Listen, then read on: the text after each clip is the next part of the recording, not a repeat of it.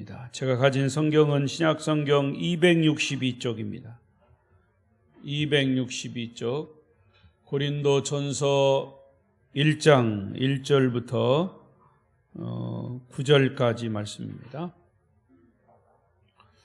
자, 성경을 찾아 놓으시고 화면을 보시면서 같이 교독하겠습니다. 하나님의 뜻을 따라 그리스도 예수의 사도로 부르심을 받은 바울과 형제 소스데네는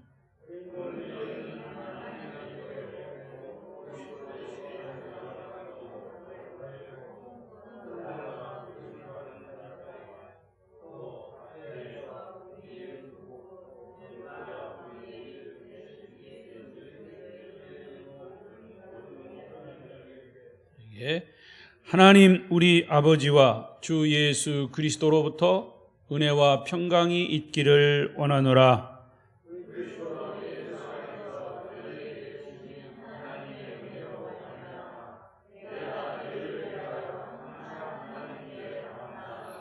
이는 너희가 그 안에서 모든 일 곧 모든 언변과 모든 지식에 풍족함으로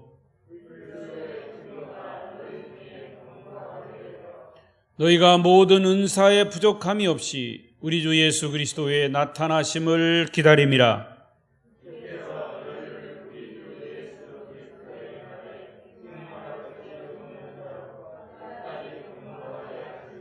다 같이 너희를 불러 그의 아들 예수 그리스도 우리 주와 더불어 교제하게 하시는 하나님은 미쁘시도다. 아멘. 9절 말씀까지 보았습니다. 할렐루야. 더우신데 예배 후 3일 동안도 평안하셨습니까? 오늘도 예배 자리에 나오신 여러분을 축복하고 사랑합니다. 옆 사람과 인사하십시다. 오늘도 만나서 반갑습니다. 잘 오셨습니다. 은혜 많이 받으세요. 감고사축 감사합니다. 고맙습니다. 사랑합니다. 축복합니다.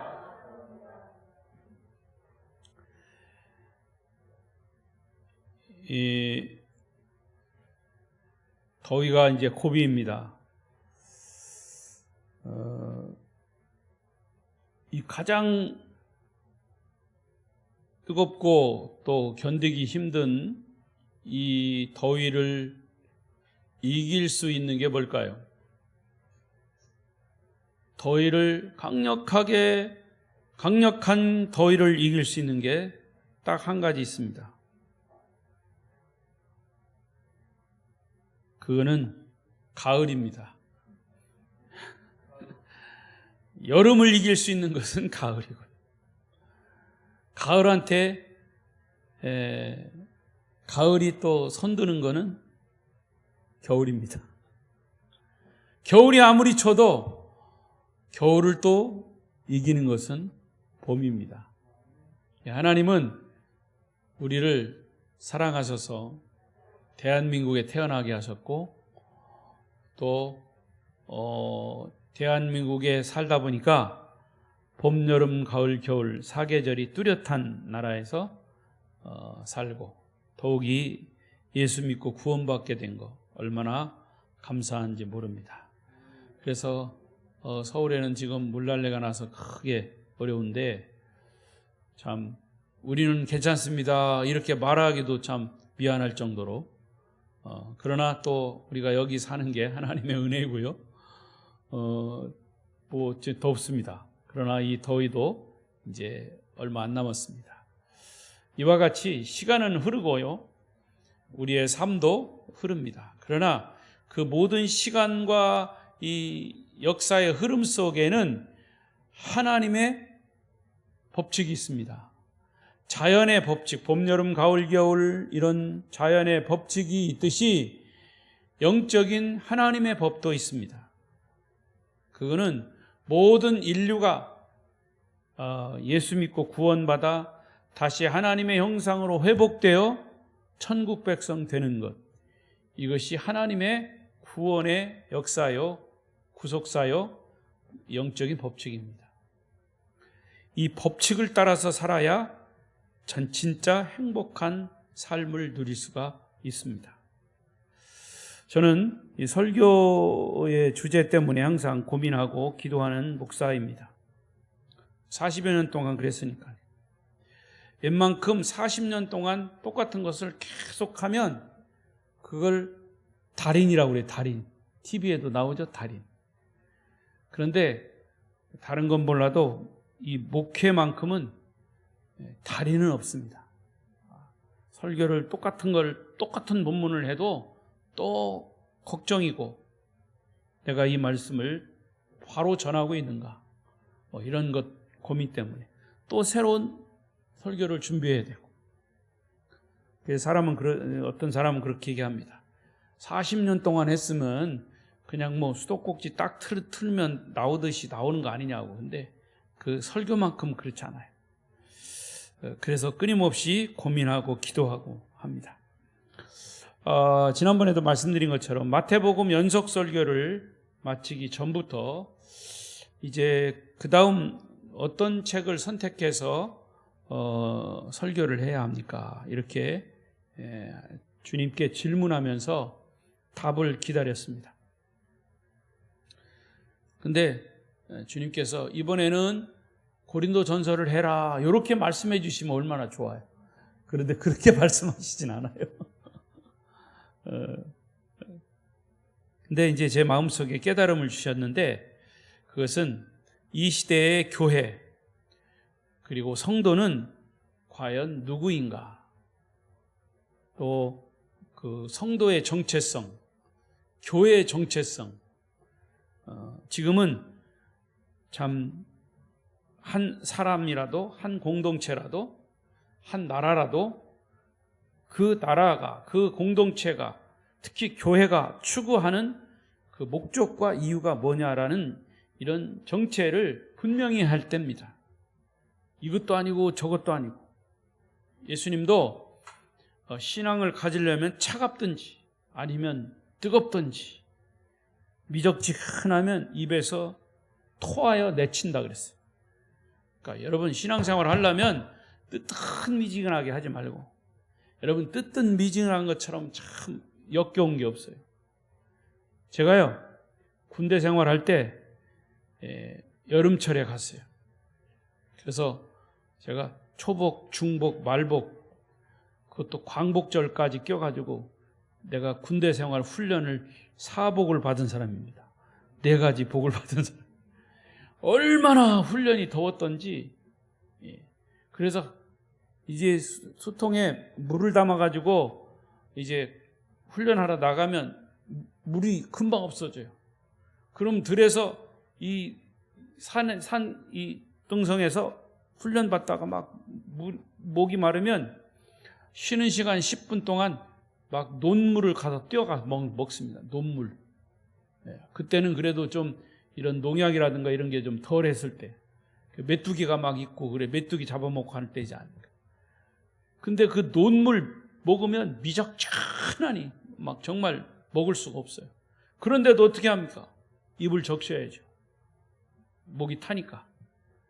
그래서 제가 이 미지근한 물 하면 꼭 그 생각이 나요.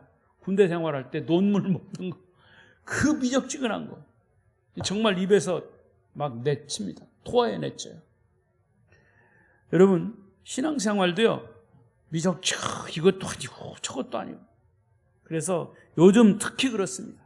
이 시대를 사는 성도들이 정말 과연 성도는 누군가, 교회는 누구인가 라고 하는 이 정체성을 좀 더 확실하게 하고, 그리고 성경에서 말하는 이 말씀을 우리가 따라서 본연의 교회 역할, 본연의 성도의 그런 책임, 어떻게 할 것인가, 어떤 메시지를 통해서 그런 확실한 메시지를 던질 것인가, 이거에 대한 고민과 기도였습니다. 그것 중에서 물론 다른 말씀들이 다 좋지만 특히 이 고린도 전서, 특히 이제 그것을 뒷받침하는 고린도 후서. 그래서 오늘 이 수요일부터 고린도 전서를 선택해서 지금 이 시대의 교회를 향한 하나님의 메시지가 뭔가, 이것을 함께 나누고자 합니다. 그래서 오늘 말씀의 제목은 주님께 책망받을 것이 없는 교회. 시작. 주님께 책망받을 것이 없는 교회. 거기 이제 본문 8절에 보면 그런 말씀이 있어요. 주께서 너희를 우리 주 예수 그리스도의 날에 책망할 것이 없는 자로 끝까지 견고하게 하리라. 바로 그 말씀 써요. 그러니까 주님께 책망받을 것이 없는 교회, 주님께 책망받을 것이 없는 성도의 삶을 살아야 한다는 거죠. 자, 그러면 우선 이 고린도 전서에 나오는 고린도 교회는 오늘날 이 현대 21세기의 교회와 너무나 흡사합니다. 왜냐하면 고린도 교회는 교회이지만은 굉장히 세속화되었습니다. 세상의 물결이 교회에 들어와서 교회가 교회인지 세상인지 모를 정도로 아주 세속화되어 있는 교회의 대표적인 교회가 고린도 교회입니다. 지금 21세기에 세속화되는 교회의 상징으로 봐도 틀린 것이 아닙니다. 그 당시 고린도 교회의 상황은 이 고린도라고 하는 도시의 상황과 거의 비슷합니다. 고린도라고 하는 도시는 그 당시 어떤 도시였느냐? 아주 부도덕하고 악한 사람들의 대명사로 쓰일 정도로 타락한 도시입니다. 죄 많은 도시에 살고 있는 사람들이 모이는 죄 많은 성도. 물론 우리도 다 죄인이죠.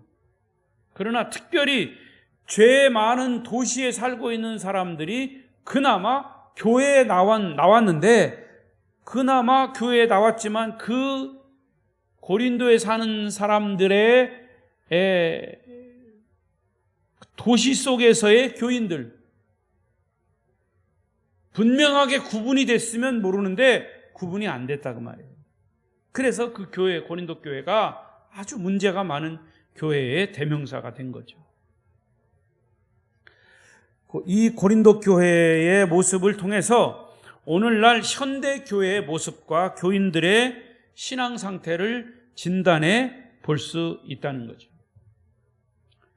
불완전한 사람들이 모여 사는 공동체는 어디나 다 있어요. 그러나 중요한 것은 그 불완전한 사람들의 문제들을 어떻게, 무엇으로 극복하느냐? 그것은 성경이 제시한, 특히 바울이 제시한 이 말씀을 통해서 극복해 나가야 한다 하는 겁니다. 문제를 안고 계속 간다면 성경 말씀대로 주님께 책망받을 수밖에 없고 결국에는 멸망받고 지옥 형벌을 받을 수밖에 없어요. 그래서 특히 교회 안에서 발생하는 문제를 어떻게 극복할 수 있는지의 해답을 이 고린도 전서의 말씀에서 찾아보자는 거죠. 그래서 고린도 교회 성도들을 보면서 잘못된 것이 있으면 바로 잡을 수 있도록, 바로 잡게끔 바울이 제시를 했어요. 답을 제시했어요. 그리고 고린도 교회 성도들을 보면서 우리가 반면교사로 삼자라는 뜻입니다. 더 나아가서 교회가 어떻게 교회 역할을 잘 수행하느냐, 어떻게 교회의 기능을 감당해야 하느냐, 그래서 정말 주님께 책망받을 것이 없는 교회, 성경적인 교회, 건강한 교회로 든든히 서야 할 것인가 하는 것을 이 고린도전서에서 찾아보자는 겁니다. 이 고린도전서는요, 사도 바울이 편지 쓴 거죠. 고린도전서 편지를 쓴 건데 어디서 썼냐 하면 에베소라고 하는 곳에서 편지를 썼어요. 에베소 있죠? 에베소서, 빌립보서, 골로새서 있죠? 목회서신이 에베소라고 하는 곳에서 편지를 썼는데 바울이 1, 2, 3차의 전도 여행을 거의 마칠 때 에베소에서 고린도 교회 성도들을 대상으로 이 편지를 쓴 게 고린도전서, 그리고 조금 후에 쓴 게 고린도후서입니다. 근데 그 당시 이 고린도라고 하는 도시는 그리스, 지금도 있죠. 지금도 고린도가 있고 저 그리스가 있어요. 그리스의 도시가 어디, 이 서울이 어디입니까? 아테네죠, 아테네. 이 올림픽의 시작된 아테네. 그러니까 이 고린도라고 하는 도시는 그리스에서 가장 번창한 항구 도시입니다. 그리고 그리스 아테네와 고린도는 가까운 거리에 있습니다. 요즘으로 차를 타고 한 40분 정도 가면 고린도에서 40분 타고 가면 아테네가 나옵니다. 그러니까 그리스에서 가장 번창한 도시가 고린도였고 조금 더 남쪽으로 내려가면 겐그레아라고 하는 곳이 나옵니다. 그 겐그레아라고 하는 곳이 여러분 사도행전이나 로마서에 그 이름이 나와요. 항구를 끼고 있는 도시 고린도. 그래서 항구를 끼고 있는 도시 사람들이 대개 우상 숭배가 많고 지금도 그렇죠. 사람들이 돈이 많아. 고기를 잡아가지고 돈을 벌기 때문에 돈이 많고 돈이 많으니까 누가 들어와요?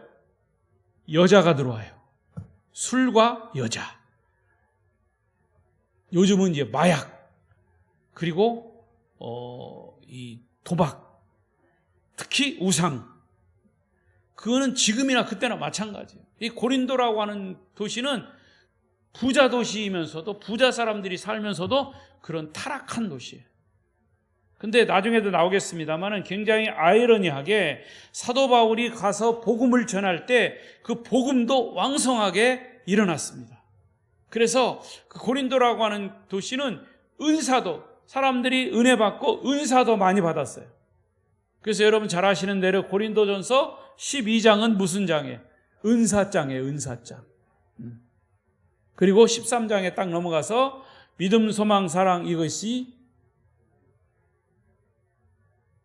있을진데 그 중에 제일은 사랑이라. 사랑에 대한 은사를 강조했죠. 이게 12장에 보면 모든 은사들이 거기 나와요. 그게 이 고린도 교회가 가지고 있는 특징을 얘기하는 겁니다. 자, 제가 이 고린도 이 터키 그리스 성지순례를 했었습니다. 2010년도에 그 터키 그리스에 성지순례를 할 때 고린도에 갔었습니다. 거기 가면 구도시 신도시가 있어요. 근데 그 구도시에는 높은 산이 있습니다. 자, 사진 좀 몇 장. 자, 보세요. 저기 높은 산이 있죠. 예. 지금 현재 고린도라고 하는 지역 이름으로 저기가 있어요. 여러분 제가 신기한 건요. 우리가 성경에 나오는 특히 바울의 전도 여행하는 그 이름이 성경에 나오잖아요.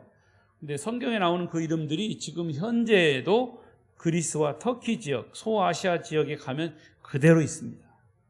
그러니까 제가 예루살렘을 가든 이스라엘을 가든 이런 터키 그리스를 가든 성경의 지명들이 거기에 있다라고 하는 것을 보면 신기합니다. 아무튼 그러니까 10년이 넘었죠. 거기에 지금 조금 놓아. 예. 저기 이제 그 산 저기 보이는 그 밑에 저것은 신전 유적입니다. 신전이 세워진 유적이 고대 유적이에요. 고대 유적. 고대 유적이 그대로 남아있는 거예요. 자, 그 다음 또 사진 보세요. 지금 이제 사진이 저렇게 나와 있는데 그 높은 산 꼭대기에 저기 이제 뭐냐면 아프로디테 여신 신전터가 있습니다. 근데 이 신전터는 옛날에 수많은 그런 창녀들이 살았죠. 제가 아까 말씀드렸죠. 돈이 많으니까 여자들이 몰려들어요. 몸을 파는 여자들, 술집. 그러니까 그리고 특히 이 고대 이 여신들은 남자신, 여자신 해가지고 사람들과 어떤 육체적인 관계를 맺으면 거기에 따른 무슨 뭐 자녀도 많이 낳고 무슨 뭐 별별 그런 이 고대 그 잡신들이 그런 신화들이 많잖아요. 이런 것이 바로 그 고린도라고 하는 도시 현장입니다. 밤이면 창녀들이 도시로 내려와서 막 음행을 저지르고 이 부도덕한 것들을 승화시켜서 예술이라고 하는 이름으로 승화시켜서 아주 그 번창하던 그런 도시가 고린도 도시였다. 또 다른 사진 보세요. 이게 이제 옛 소위 시장터입니다. 시장. 우리 많은 사람들이 와서 물건을 서로 이렇게 나누고 하는 그런 시장터. 고적 그 유적지예요. 그대로 남아 있는 겁니다. 옛날. 또 그다음 또 있습니까? 예. 이게 이제 신전터고요. 그러니까 지금 뭐 2000년 거의 3000년이 지났어도 정상적인 건물은 다 무너졌지만 그런 유적으로 남아 있는 거예요. 그런 돌들이 뭐 달아 없어지진 않으니까. 그래서 이런 그리스나 터키 쪽에, 소아시아 쪽에 가면 그런 곳들이 유적으로 남아 있는 것들이 많습니다. 특히 이탈리아, 로마에 가면 그런 것들이 많죠. 또 있습니까? 그것까지? 예. 이게 고린도 지역의 사진을 찍은 거예요. 지금도 여러분 인터넷에 고린도 치면 저런 사진 많이 나옵니다. 이런 소돔과 고모라와 같은 도시에서 바울은 복음을 열정적으로 전했고, 놀랍게도 많은 사람들이 예수를 받아들이고 영접해서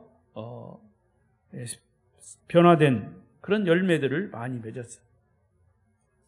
그래서 고린도 교회가 탄생이 된 거죠.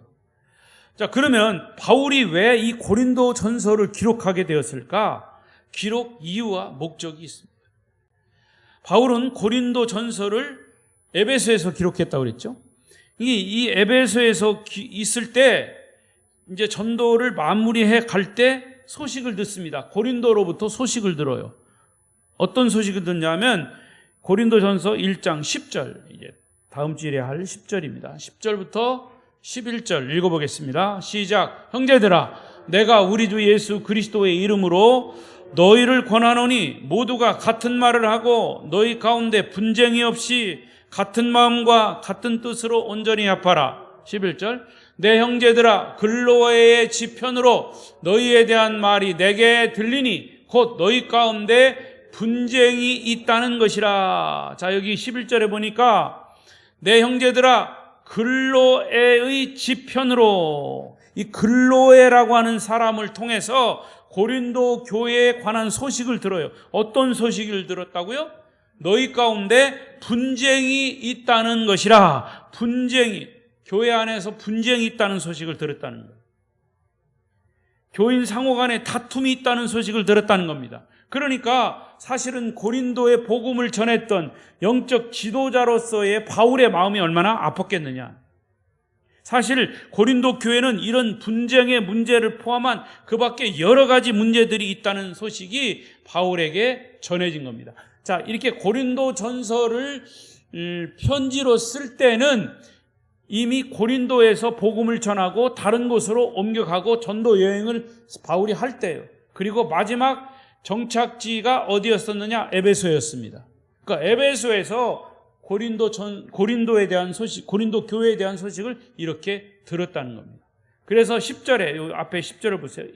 10절에 벌써 이 이야기를 먼저 해놓은 거예요. 형제들아, 예수 그리스도의 이름으로 너희를 권하노니 너희는 모두가 같은 말하고 너희 가운데 분쟁이 없이 같은 마음과 같은 뜻으로 온전히 합하라. 요거는 이제 다음 주일에 제가 말씀드리겠습니다. 그러니까 하도 분쟁이 있으니까 너희가 마음이 좀 하나로 모아라 하는 것을 먼저 전제하고 그 이유 11절에서 그 이유를 이제 이야기하는 겁니다. 그래서 바울은 그들의 그 분쟁 있는 고린도 교회의 문제를 해결하기 위한 해결책으로 이 고린도 전서를 쓴 겁니다. 그런데 이게 고린도 교회의 문제이면서 사실은 이 말씀을 볼 때마다 지금 이 시대, 21세기에 우리가 사는 이 시대, 우리 성도들이 신앙생활 하면서 부딪히는 문제, 현대 교회의 문제와 동일하다 그 말이에요. 이건 개인적인 문제도 되고 내가 믿음을 가지고 지키는 그런 교회 공동체의 문제이기도 합니다.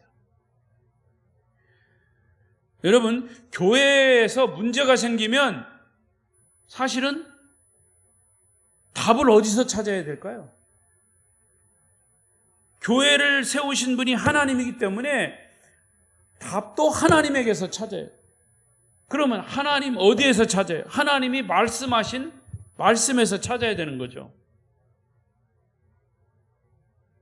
근데 이 분쟁의 문제도 나옵니다만 교회에서 문제가 생기잖아요. 그러면 사실은 교회에서 문제가 생기면 답이 있는데도 불구하고 그 답대로 안 하니까 더 분쟁이 생기니까 이걸 어디로 가냐면 세상 법정으로 가져가요. 그러니까 이게 더 큰 문제. 성경에 분명히 나중에 나옵니다만은 너희가 교회 문제는 교회 안에서 풀어라. 이걸 세상 법정으로 가져가지 마라. 송사하지 마라. 고발하고 이런 거 하지 말아라. 말씀이 그렇게 했어요. 근데 사람들이 이게 다 해결이 안 되니까 가지고 나가는 거예요. 근데 더 웃기는 거는요, 판사, 검사들이, 변호사들이 교회 문제를 가지고 가잖아요. 그러면 첫 마디가 하는 게 그거는 교회 안에서 해결해야죠. 그렇게 얘기하는 겁니다. 예수 안 믿는 사람도 그렇게 얘기해요. 그러니까 참 그럼에도 불구하고 문제 해결책은 성경에 있습니다.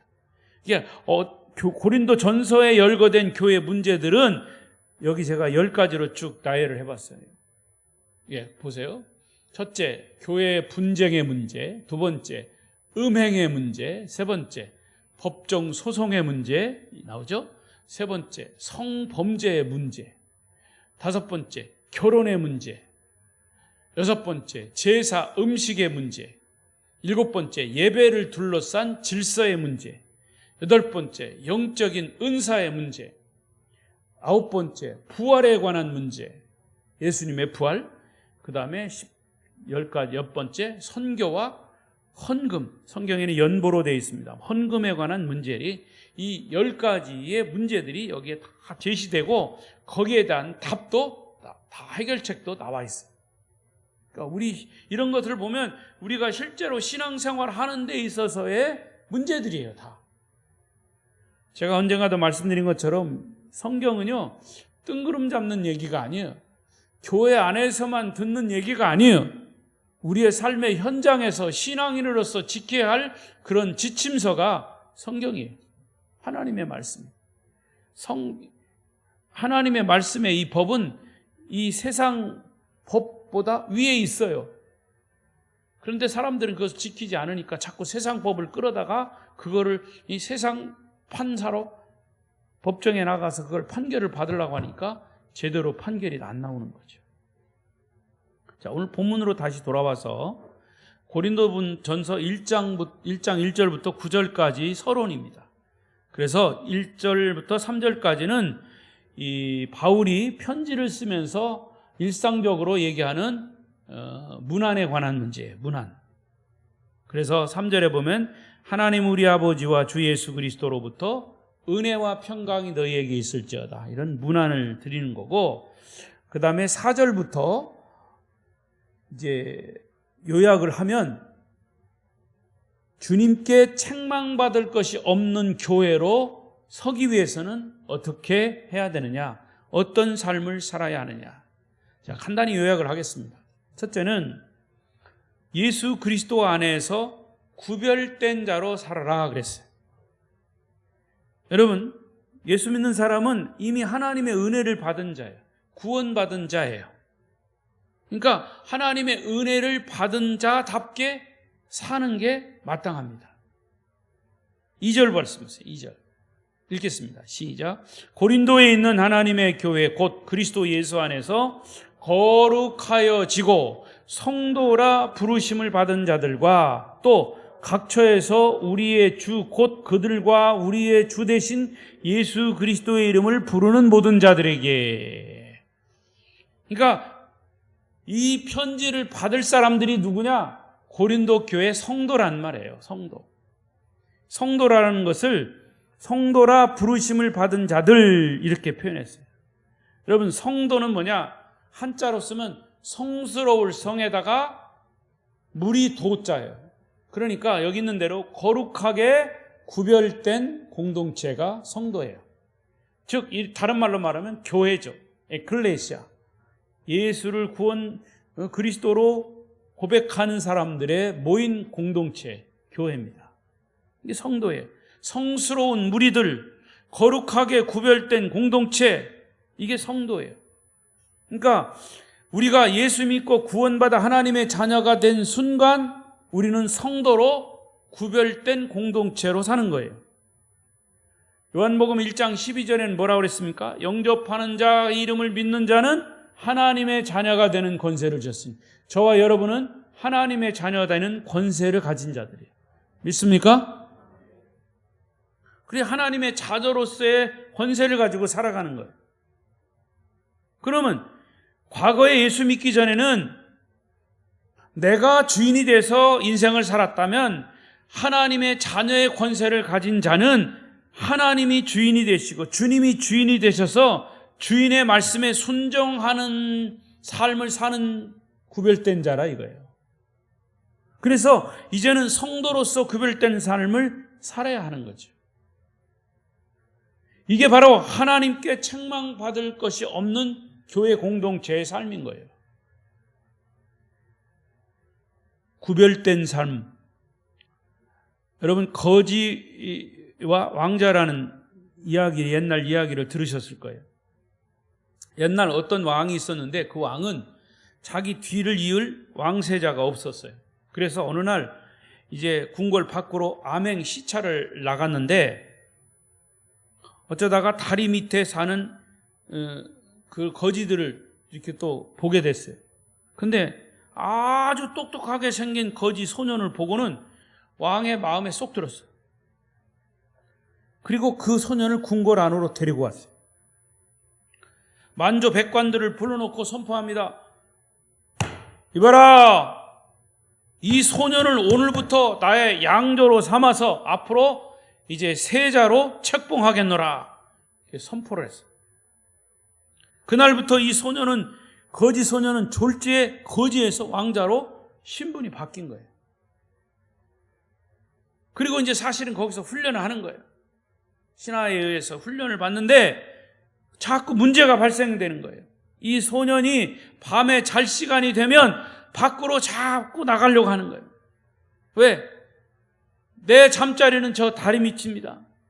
내 잠자리는 저 다리 밑입니다. 난 밖에 갔어야 합니다. 그러면 이제 시녀들이 와가지고 왕자님 어디 가십니까? 어디 가십니까? 그러나 이 왕자는 나는 본래 거지라 다리 밑에서 자야 합니다. 대답합니다. 시녀들은 깜짝 놀라서 아닙니다. 왕자님, 왕자님이 주무시는 곳은 궁궐에 따로 있습니다. 그런데 그 이튿날 아침에도 이 소년 왕자는 또 궁궐 밖으로 나가려 합니다. 왕자님 어디 가십니까? 소년은 나는 본래 거지여서 다리 밑에 있는 개울가에서 세수를 해야 한단 말이야. 세수를 해야 한단 말이야. 또 시녀들은 얘기합니다. 아닙니다. 왕자님이 세수하는 거는 왕궁입니다. 왕궁입니다. 하루아침에 왕자가 된 거지 소년은 왕자다운 행동을 하려면 나는 왕자다! 나는 왕자다! 눈을 떠봐요. 나는 왕자래요. 이 새로운 인식을 그렇게 가져야 합니다, 여러분. 나는 왕자니까 궁중에서 잠을 자야지. 나는 궁중에서 세수를 해야지. 왕자는 왕자답게 걸어야지. 왕자답게 말과 행동을 해야지라고 하는 인식이 먼저 필요하다는 겁니다. 왕자다운 행동이 그런 인식이 있을 때 나오는 거예요. 그런데 아직도 나는 거지니까 하고 생각하면 거지스러운 행동밖에 나올 수가 없는 거예요. 여러분, 마찬가지로 우리는 모두 죄인이었습니다. 그러나 오늘 하나님의 은혜를 깨닫고 십자가에서 나를 위해 죽으시고 부활하신 예수 그리스도를 구세주와 주인으로 영접하는 순간 하나님 앞에서 의인이 된 거예요. 의롭다함을 받은 거예요. 할렐루야! 그 의인이라고 하는 개념이나 성도라고 하는 개념은 같습니다. 그래서 우리가 예수를 믿는 순간 내가 한 행동과는 상관없이 나는 하나님의 은혜로 의인이 되었고 성도가 된 것입니다. 이것은 새로운 신분이고 새로운 위치가 바뀐 거예요. 하나님의 자녀가 되는 권세를 이미 얻은 겁니다. 그러므로 나는 이제 의인이다. 따라하십시오. 나는 의인이다. 죄인이었지만 예수님을 통해서 의인이 됐어요. 이런 의식을 갖는 게 중요하다는 거죠. 과거는 죄인이었지만 예수 믿고 죄 사함 받아서 의인이 되었다는 의식을 갖는 그런 균형이 필요하다는 거죠. 나는 의인입니다. 그러니까 의인다운 삶을 살아야 한다라고 하는 의식. 여러분, 우리는 성도입니다. 근데 성도가 된 것은 우리가 잘나서 된 게 아니라 하나님의 은혜로 된 거죠. 그러니까 하나님의 은혜로 성도가 되었다는 것을 분명히 인식하라는 거죠. 하나님의 은혜, 나를 성도로 삼아주시고 내 죄를 용서하시고 주의 자녀로 삼아주신 하나님의 은혜를 기억할 때 우리는 그리스도 안에서 구별된 자로 살아갈 수가 있는 거죠. 아멘. 그러나 이런 은혜를 깨닫지 못하고 아직도 자기가 주인 노릇하고 사는 삶, 오히려 하나님의 은혜에 배은망덕하게 된다는 사실을 우리가 기억해야 된다. 하나님이 의인의 옷을 입혀 주었는데도 계속 죄인의 더러운 옷을 입고 살려고 한다면 그것은 어리석은 일이에요. 여러분은 예수 안에서 구별된 자로 사시면서 이제 훗날 하나님 앞에 칭찬받을 수 있기를 축원합니다. 책망받을 것이 없는 삶은, 없는 교회는 내가 구별된 자로 사는 거예요. 성도로서의 삶을 사는 거예요. 두 번째, 책망받을 것이 없는 성도로 살려면 예수 그리스도의 증거가 견고해야 합니다. 6절을 보십시다. 6절 시작. 그리스도의 증거가 너희 중에 견고하게 되어. 여러분, 복음이라고 하는 것이 원어로 말하면 유앙겔리온, 즉 기쁜 소식, 굿 뉴스라는 말이죠. 무엇이 굿 뉴스입니까? 여러분에게 복음이 뭡니까? 복음은 곧 좋은 소식이에요. 무슨 소식이 좋은 소식입니까? 예수 소식이 좋은 소식이죠. 예수는 곧 복음이에요. 그러니까 우리는 이 복음을 듣고 예수를 믿음으로 그리스도인이 된 거죠. 이제 그 복음을 듣고 그리스도인이 된 우리에게 가장 중요한 것은 뭐냐? 복음을 들었으면, 유앙겔리온, 기쁜 소식을 들었으면 사람의 심리가 기쁜 소식을 다른 사람에게 전하고 싶은 마음이 생기는 거예요.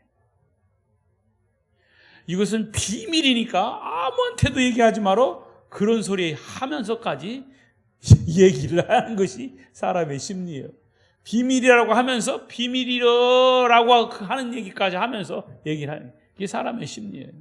알고 있으면 비밀을 지킬 수가 없어요. 비밀은 없는 거예요. 그런데 복음은 비밀이 아니에요. 좋은 뉴스예요. 이 좋은 소식은 자꾸 전해야 됩니다. 이제 이 복음을 듣고 우리에게 가장 중요한 것은 이 복음을 듣지 못한 사람에게 전하는 거예요.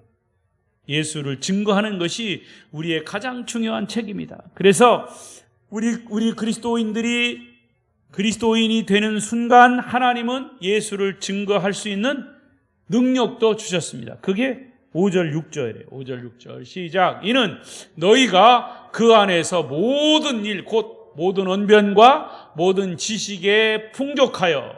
6절 그리스도의 증거가 너희에게 견고하게 돼요. 이 말은 그리스도를 증거하기 위해서 너희에게 언변, 말을 할 수 있는 그런 잘할 수 있는 것과 모든 지식, 여기서의 지식은 예수에 대한 지식을 얘기합니다. 그래서 예수를 증거할 수 있는 것들을 주셨다는 거죠.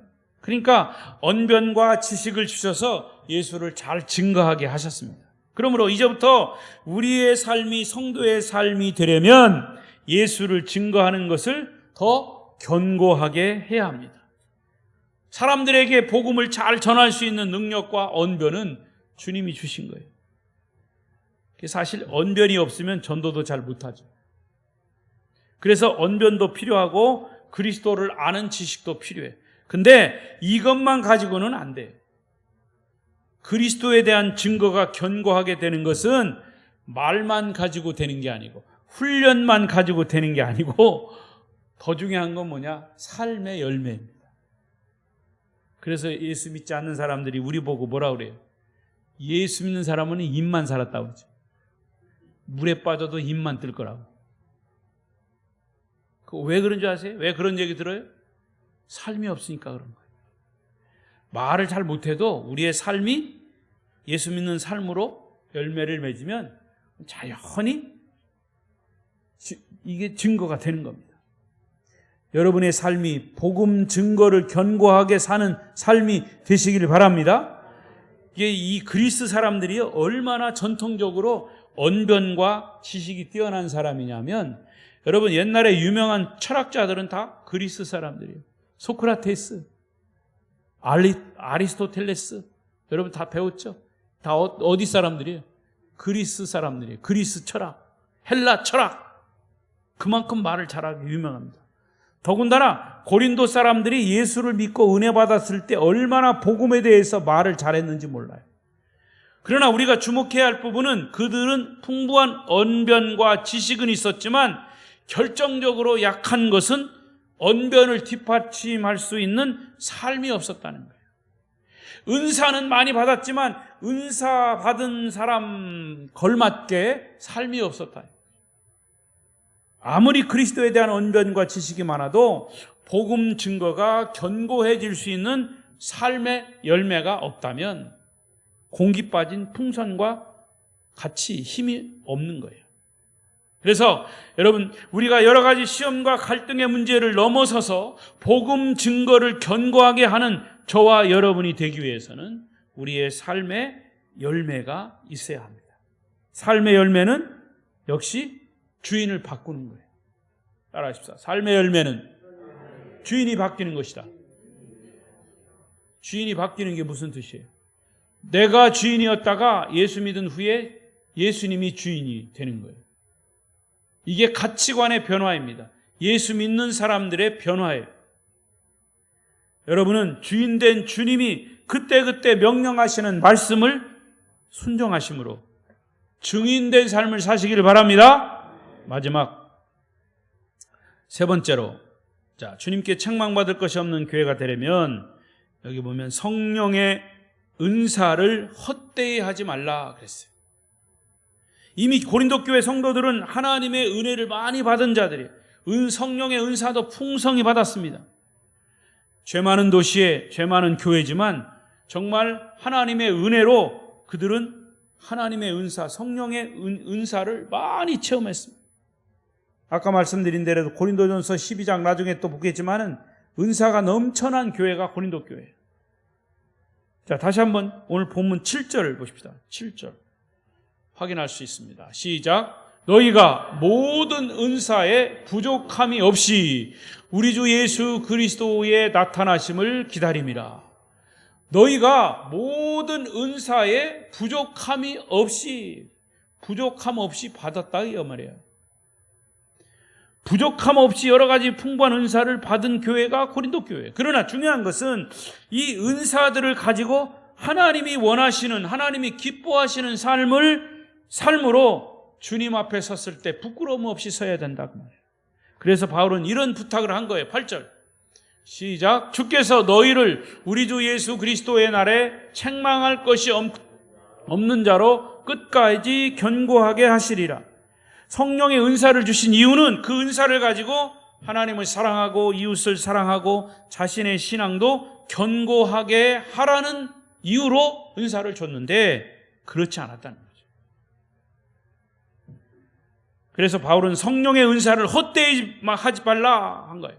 여러분, 과거에 우리 한국도 하나님이 참 축복하셔서 복음이 확장되었고 많은 주의 종들에게 은사를 줬어요. 근데 그 은사를 잘못 사용했어요. 특히 여러분 아시는 대로 이런 무슨 병 고치는 은사, 그런 은사를 받아가지고 막 기도하면 병도 낫고 막 이런 역사들이 많이 나타났어요. 근데 이게 이제 엇나가기 시작했어요. 어떻게 엇나갔냐? 안수해가지고 병 고쳤어요. 그 다음에 돈 달라는 거죠. 돈 받고 기도해주고 어떤 대가를 요구하고, 그것뿐만 아니라 은사로 인한 부작용들이 너무나 많이 나왔어요. 그러니까 교회 본질을 흐려놓은 거예요. 이 고린도 교회가 그런 거예요, 사실은. 그래서 바울은 너희가 성령의 은사를 헛되이 받지 말라. 여러분, 이 말씀은 저와 여러분에게 하시는, 이 시대에 저와 여러분, 이 교회를 향해서 하시는 말씀이에요. 성령의 은사를 여러분 받았습니까? 그러면 그 은사를 받은 자답게 주님 앞에 책망할 것이 없는 자로 견고하게 서야 할 줄로 믿습니다. 그래서 바울은 이 여러 가지 은사를 얘기하면서 마지막에 모든 은사 중에 가장 큰 은사, 이거는 사랑의 은사다. 그러니까 우리가 무슨 예언의 은사를 받았어. 그러면 그 예언의 은사도 거기에 사랑이 포함되어야 되고, 무슨 병 고치는 은사를 받았다, 신의 은사를 받았다, 그러면 거기에 사랑이 포함되어야 되고, 모두가 다 사랑이 큰 양념으로 가미되어야 돼요. 그래야 진정한 은사가 발휘되는 거죠. 그 부분은 다음에 또 하겠습니다. 구체적으로. 바울은 희망적인 이제 메시지를 마지막 부분에 선포합니다. 이런 고린도 교회의 성도들은 많은 문제를 가지고 있었지만, 많은 사람들이 죄를 범하고 있었지만, 그러나 이렇게 11절에 말씀합니다. 11절, 1장 11절, 9절 미안해요. 9절 시작. 너희를 불러 그의 아들 예수 그리스도 우리 주와 더불어 교제하게 하시는 하나님은 미쁘시도다. 여기서 하나님은 미쁘시다라는 말은 하나님은 신실하다, 그런 뜻이에요. 하나님은 신실하신 분이다.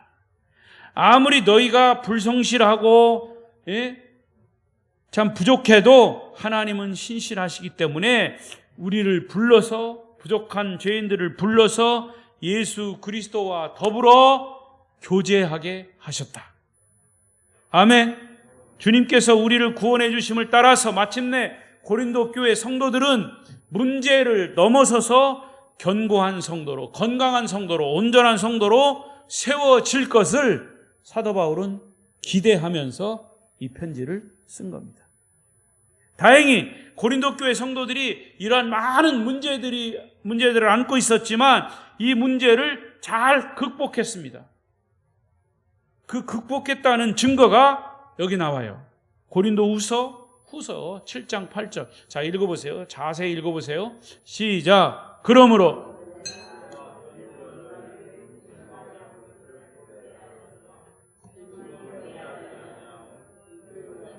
너희로 잠시만 근심하게 한 줄을 알미라. 내가 지금 기뻐함은 너희로 9절. 내가 지금 기뻐함은 너희로 근심하게 한 까닭이 아니요 도리어 너희가 그 근심함으로 회개함에 이른 까닭이라. 너희가 하나님의 뜻대로 근심하게 된 것은 우리에게서 아무 해도 받지 않게 하려 함이라. 여기 보세요. 7절에 8절에 보면 내가 편지로 너희를 근심하게 한 것을 후회하였다. 여기서 편지로라고 하는 이 편지는 고린도 전서예요. 그러나 후회했지만 지금은 내가 후회하지 아니한다. 지금 고린도 후서죠. 이 편지가, 그 편지, 고린도 전서 편지가 너희로 잠시만 근심하게 한 줄을 압니다. 왜? 사실은 고린도 전서를 쓰면서 굉장히 책망했거든요. 고린도 교회 성도들을 책망했어요. 근데 바울은 그것을 후회하고 있다. 왜냐? 내가 지금 기뻐함은 너희로 근심하게 한 까닭이 아니라 도리어 너희가 근심함으로 회개함에 이른 까닭이라.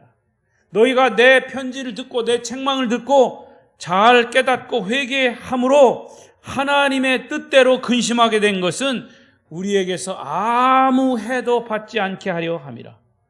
너희가 책망받고 그것을 깨닫고 회개함으로 이제는 회복돼서 그리스도인으로 온전히 섰기 때문에 정말 어떤 해도 받지 않은 것에 대해서 내가 기뻐한다.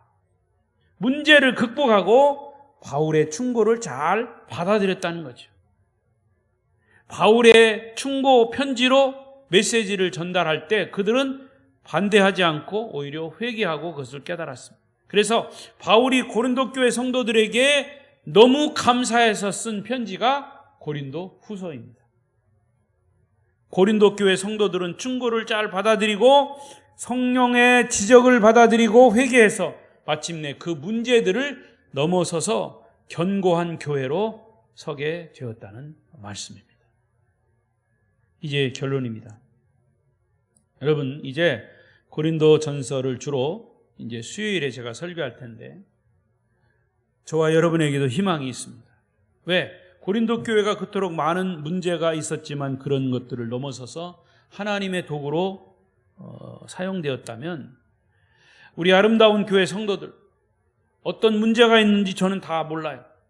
개인적으로 어떤 문제가 있는지 역시 몰라요. 그렇지만 죄의 문제, 영적인 문제, 이 은사의 문제들을 넘어서서 이 말씀을 잘 듣고 마침내는 건강한 그리스도인으로, 건강한 교인으로, 건강한 교회로 선다면 정말 하나님께 쓰임받는 성도가 될 줄로 확신합니다. 주님 재림하시는 날에 책망받을 것이 없는 아름다운 교회로 끝까지 견고하게 서시기를 축복합니다. 축복합니다. 기도하십시다. 통성으로 기도하겠습니다. 하나님,